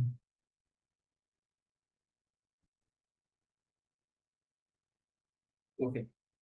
तो अब एक इंडिविजुअल इंडिविजुअल टैक्सेशन पढ़ रहे हैं, पहले तो यही सबको क्लियर है ना कि कॉर्पोरेट की कुछ बात नहीं हो रही यहाँ पे, इंडिविजुअल की बात हो रही है, एक इंडिविजुअल, एक नेचुरल पर्सन की। एक इंडिविजुअल काफी बारी मल्टीपल सोर्स से इनकम को ओन कर सकता है, काफी तरह की डिफरेंट पेमेंट्स उठा सकता है। पहली तो वेजेस ये जहां तक हमारा दिमाग रिस्ट्रिक्ट रहता है हमेशा, वेजेस मतलब सैलरी, हम इससे ऊपर कभी कभी नहीं सोच सकते कि ठीक है सैलरी मिल रही है एक जगह से एंड इट्स ओके, वही हमारी इनकम है, पर इनकम तो कहीं से भी कमा लो। गैम्बलिंग विनिंग्स, तो कोई इंसान गैम्बलिंग खेलता है, एक कसिनो में गया, वहां पे कुछ पैसा हारा कुछ पैसा जीता, 5-6 कसिनो में गैम्बलिंग खेली उसने, और उसका जो कैलकुलेशन में अमाउंट बना उसको प्रॉफिट हुआ उस रात। तो जो वो ऑर्गेनाइजेशन है जो गैम्बलिंग करवाती है यूएस में, एक कॉमन है, तो वो उसको W2G इशू करेगी। W2 तो हमने पढ़ लिया, वो तो एम्प्लॉय को इशू करना है नॉर्मल, बट अगर गैम्बलिंग यूनिक से कोई पैसा कमाता है तो उसको ये फॉर्म्स कौन इशू करेंगे, पहले तो यही दिमाग में रख लो, जो पैसे दे रहे हैं पेयर्स, और जिसको मिल रहे हैं वो कौन होते हैं, पे। तो ये फॉर्म्स इशू कौन कर रहे हैं, पेयर्स। किसको इशू करना पड़ता है ये फॉर्म, जिसको पैसा दिया, ताकि वो अपना इनकम टैक्स रिटर्न अच्छे से बना पाए, और ये फॉर्म्स का रिकॉर्ड आईआरएस के पास भी रहता है। अच्छा, उसके बाद 1099B। अब तुम 1099 से तो ये दिमाग में 2 मिनट के लिए सोच लो कि ये वेजेस वाला तो नहीं हो सकता, ये ना हम अपने इनकम टैक्स में इसको मतलब एक सिंपल में बोलते हैं 1099 सीरीज फॉर्म्स। तो ये सारी 1099 सीरीज फॉर्म्स मैं तुम्हें इसी सेक्शन में पढ़ा दूंगा सारे, ताकि तुम्हें पर्पस समझ आ जाए थोड़ा बहुत। अब सारे तो हम एक एक करके इसको इतना डिटेल नहीं पढ़ सकते, बट 1099 का क्या है, बस ये दिमाग में सोचो कि 1099 सीरीज फॉर्म्स वो फॉर्म्स होते हैं जो हमारी वेजेस और गैम्बलिंग वेरिंग्स के रिलेटेड नहीं होते, ना हमारे शेड्यूल के वन के होते हैं, ना हमारे शेड्यूल के वन 1120S के होते हैं। बेसिकली ये हमारे इस तरह से फॉर्म है कि जिसमें हम जनरली जनरली जब हम काम करते हैं तो हमें जो फॉर्म देखने को मिलता है ज्यादा, वहां पे मिलता है 1099 NEC, नॉन एम्प्लॉय कॉम्पनसेशन, यहाँ पे होगा जनरली ये फॉर्म होता है ऑर्गेनाइजेशन में। मतलब कॉन्ट्रैक्चुअल बेसिस पे जैसे किसी ने फ्रीलांसिंग करी है, तो ये इसकी बहुत बड़ी एग्जांपल है। अगर तुम फ्रीलांसिंग यूएस में करते हो, जिसका भी कॉन्ट्रैक्ट पकड़ा था, सॉरी प्रोजेक्ट किया था, उससे अगर तुम्हें पैसे दिए तो तुम्हें 1099 NEC उसको इशू करना पड़ेगा। तो 1099 NEC होता है नॉन एम्प्लॉय कॉम्पनसेशन। यही तुम्हें इसी के रिलेटेड क्वेश्चन भी आ सकता है, और इसी के रिलेटेड कि तुम आगे जब जॉब करोगे तुम्हें काफी 1099, क्या पता तुम्हें 1099 में जॉब लग जाए, काफी लोग 1099 में काम करते हैं। अच्छा, फिर वो कह रहे हैं 1099 बी किसके लिए मिलता है, ब्रोकर बार्टर ट्रांजेक्शन। अगर तुम्हें ब्रोकर या बार्टर ट्रांजेक्शन की है तो तुम्हें जिसने भी पेमेंट करी है वो तुम्हें 1099 बी इशू करेगा। कैंसल डेट्स, अगर क्या पता एक बैंक पे तुम्हें कोई लोन का अमाउंट पे करना था और बैंक ने बोला ठीक है इसकी हालत तो ऐसे ही खराब है, बैंक ये जो इसका $17 का अमाउंट पड़ा है ये नहीं पे कर पाएगा, हम इसको ये माफ कर देते हैं। तो एक तरह से इनकम नहीं होगी तुम्हारे लिए, तुम खुद सोचो, है ना। Money what saved is money what earn, ये फाइनेंस की टर्म में बहुत इंपॉर्टेंट लाइन है। तो ये जो मेरी इनकम होगी, अगर इस तरह की इनकम हो जाती है, कोई भी ऑर्गेनाइजेशन किसी भी टैक्स पेयर का अगर डेट कैंसिल कर देती है, वो तो ऑर्गेनाइजेशन की मतलब है, तो उसको उसको 1099 सी इशू करना है। ये उसका कहने का मतलब है। 1099 डीआईवी, अगर एक शेयर होल्डर को डिविडेंड मिलते हैं एक कंपनी से, तो उसको वो कंपनी क्या इशू करेगी शेयर होल्डर को, 1099 डीआईवी। और इस पे क्या लिखा होगा, इनफॉर्म से क्या लिखा होगा, लिखा होगा ना कैलकुलेट करके रिपोर्ट क्या होगा, कितना डिविडेंड बना, उस साल का कितना था, इस साल का क्या था, कितना एडजस्ट हुआ और इतना फाइनली मिला, ये सब चीजें लिखी होगी। अच्छा, उसके बाद 1099 जी, गवर्नमेंट पेमेंट्स, अगर गवर्नमेंट से कोई पेमेंट आई है, क्या पता कोई म्यूनसिपल बॉन्ड का इंटरेस्ट आया, पर अगर गवर्नमेंट से आया ना कोई इंटरेस्ट, गवर्नमेंट से कोई भी पेमेंट आई है तो 1099 जी गवर्नमेंट को इशू करना पड़ेगा उस पर्टिकुलर टैक्स पे। 1099 आईएनटी, अगर म्यूचुअल फंड में इन्वेस्ट करके रखा है, कोई इंटरेस्ट आ रहा है तो वहां से क्या आएगा, 1099 आईएनटी। 1099 के payment card, third party network transaction, यार कोई भी थर्ड पार्टी से पेमेंट आई है तुम्हें, ठीक है। कभी कभार मुझे क्या होता है यार, मैंने वाईफाई, जैसे मैं वाईफाई लगाया हुआ है, कभी कभार पैसे कुछ कभी कभार रिफंड आ जाता है जैसे ₹25 का, है ना, थर्ड पार्टी से, तो उस पे अगर एक थ्रेश होल्ड को एक्सीड करता है तो उन्होंने बनाया हुआ है कि अगर थर्ड पार्टी से ज्यादातर रिफंड आ गया या कोई भी क्रेडिट कार्ड का रिफंड आ गया, कुछ भी हो सकता है, तो 1099 के इशू करना पड़ेगा, कौन, जो पैसे दे रहे हैं। उसके बाद 1099 बिजनेस, अगर तुम सोच रहे हो कि जरूरी है क्या, अगर कोई इस तरह से इशू नहीं करेगा तो टैक्स पेयर को उसके अपने टैक्स रिटर्न के लिए जरूरत है, उसको पता चला तो वो मांग सकता है, जरूरी नहीं है लोग दे ही देते, बट टैक्स लॉ में तो एक ही चीज लिखी होगी ना, रूल्स है। अच्छा, उसके बाद 1099 non employing compensation, which is very common, सुनने को मिलता है, ये फ्रीलांसिंग से कंपेयर कर लो इसको। कॉन्ट्रैक्चुअल बेसिस पे कोई इनकम अर्न करी, कोई प्रोजेक्ट उठाया, तो तुम्हें जिसने पैसे दिए वो तुम्हें 1099 एनईसी इशू करेगा। ऑर्डर इशू डिस्काउंट, इसको हमने इन डिटेल पढ़ना, ओरिजिनल इश्यूज डिस्काउंट को। बेसिकली तुम ये सोच सकते हो, अगर तुमने कोई बॉन्ड कोई बॉन्ड उठाया था और वो बॉन्ड तुम्हें सस्ते में मिल गया और मेच्योरिटी डेट पे तुम्हें सेम टाइप की पेमेंट मिल रही है, बट तुम्हें वो डिस्काउंट पे मिला था, तुम्हें कहीं ना कहीं फायदा हो गया। तो इस तरह का अगर कोई फायदा होता है, इसको हम इन डिटेल पढ़ेंगे, अगर कोई भी बेनिफिट होता है इस तरह का हमें, तो तुम्हें जिस जहां से भी जो भी जहां से भी तुमने बॉन्ड्स को परचेज किया था वो उन्हें तुम्हें 1099 इशू करना पड़ेगा, और 1099 को दोनों में अवॉइड। उसके बाद 1099 पीएटीआर, कॉर्पोरेटिव डिस्ट्रीब्यूशन। अब ये बेसिकली यूएस में डेयरी इंडस्ट्री के लिए यूज होता है, ठीक है, अगर जैसे कोई dairy industry,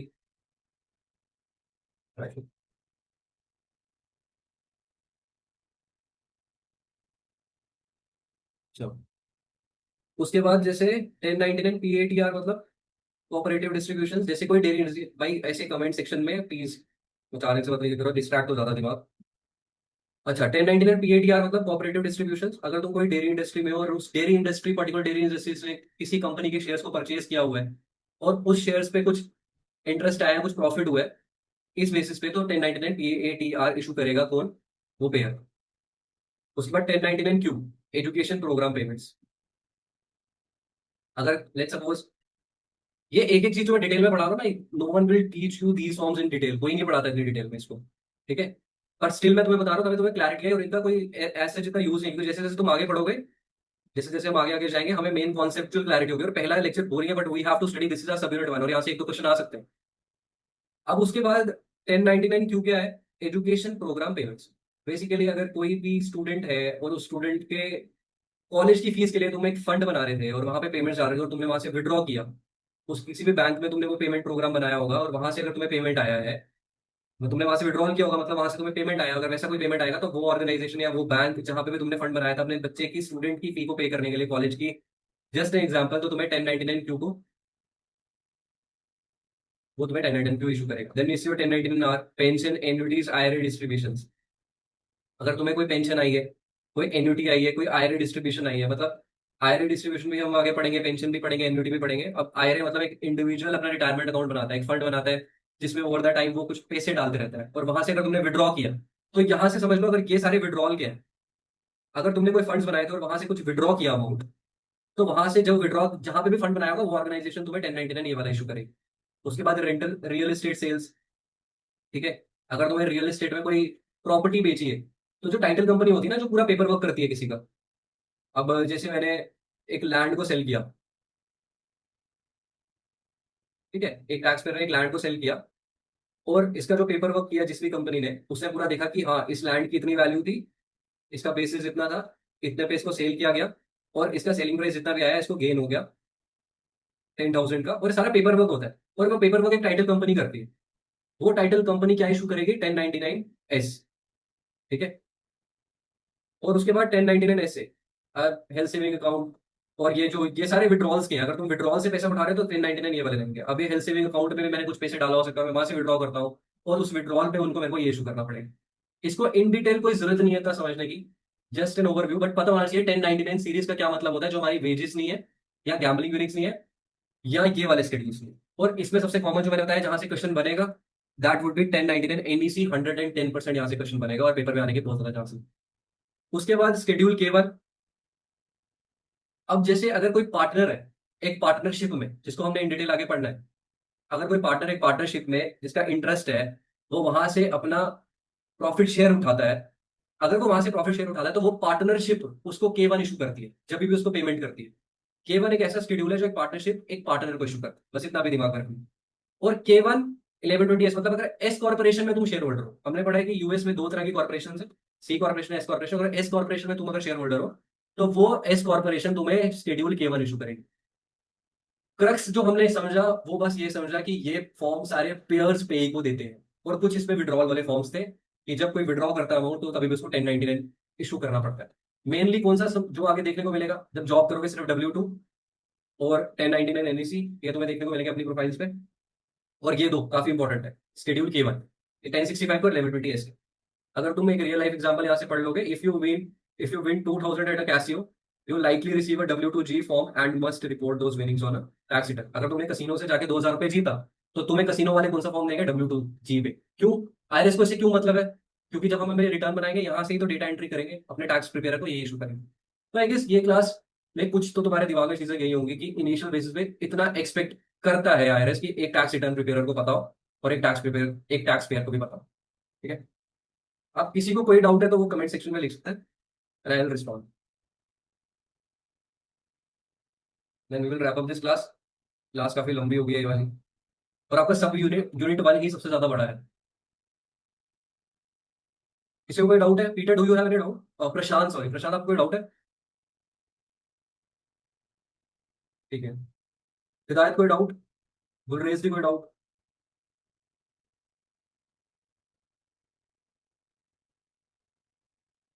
no doubt, okay. अच्छा विक्रम, क्या डाउट है अपने को?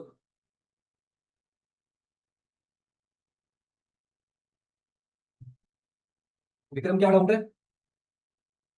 यस, प्लीज एक बार मेंशन करो कमेंट सेक्शन में क्या डाउट है। एक सेकंड।